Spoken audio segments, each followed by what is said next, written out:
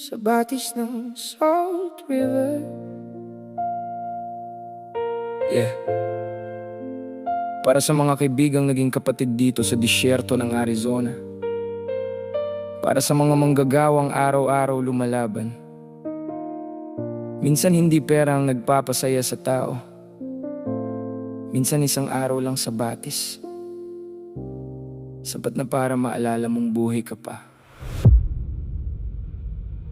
Sabado ng umaga tapos na naman ng gera. 5 araw na pagod overtime na walang pahinga. May nagchat sa grupo, tara Salt River tayo. Parang gamot sa pusong matagal nang napapagod. May baong inihaw na isda at may liempong umuusok. Mga simpleng pagkain pero masarap sa pakiramdam ng sikmura at puso. Mga sasakyang luma pero puno ng tawanan habang tinatahak ang disyerto sa ilalim ng araw na mainit ang yakap. Tahimik ako nakatanaw sa bintana habang iniisip ang mga naiwan kong alaala. Mga anak na lumalaki sa litrato lang nakikita.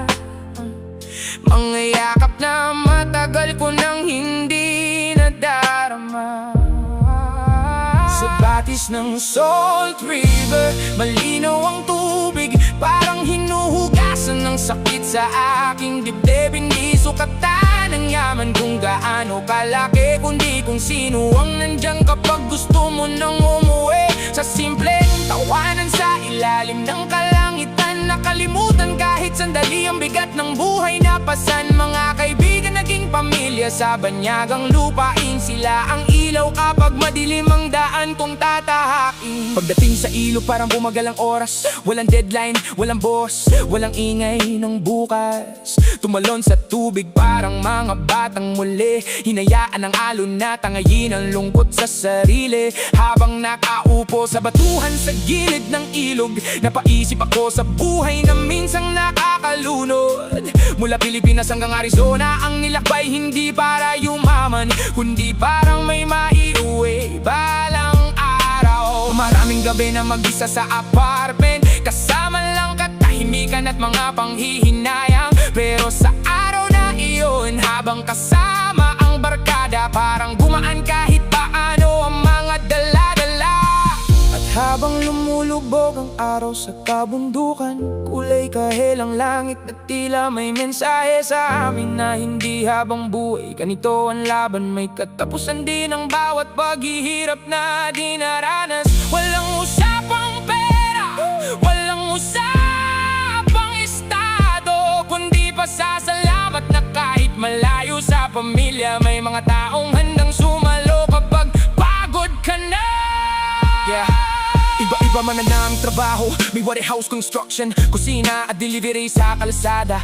Pero pareho ang dahilan kung bakit bumabangon. Pangarap ng pamilya ang sa bawat paghinga namin ngayon. May mga sugat na hindi nakikita, mga luha na hindi ipinapakita. Ngunit sa gitna ng lahat ng problema, may mga kaibigang nagsisilbing pahinga. Ko naunawaan ang isang katotohanan, na ang tunay na yaman ay hindi nasa bangko kailanman, kundi sa mga taong nananatili sa oras ng kagipitan. Sa mga taong kasama mong bumangon pagkatapos ng kabiguan. Sa batis ng Salt River, malinaw ang tubig, parang hinuhugasan ng pagod sa bawat dibdib. Hindi sukatan ng yaman kung gaano karami, kundi kung sino ang nananatili kapag ika'y lugami. Sa simpleng salo-salo sa ilalim ng kalangitan, nahanap namin ang tunay na kahulugan, na ang buhay ay hindi lang trabaho at pera, kundi mga ala-alang binubuo kasama ang mga tunay na kaibigan.